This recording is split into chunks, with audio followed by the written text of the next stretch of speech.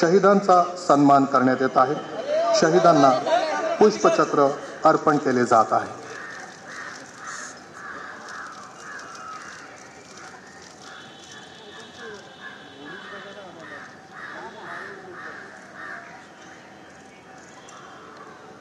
महाराष्ट्र राज्य यांच्याद्वारे शहीदांचा सन्मान करण्यात येत आहे।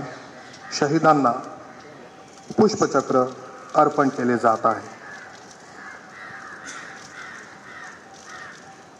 सर्व फ्रेम मध्ये आदरणीय श्री अजित पवार उपमुख्यमंत्री महाराष्ट्र राज्य यांच्याद्वारे शहीदांचा सन्मान करण्यात येत आहे। शहीदांना पुष्पचक्र अर्पण केले जात आहे। आदरणीय श्री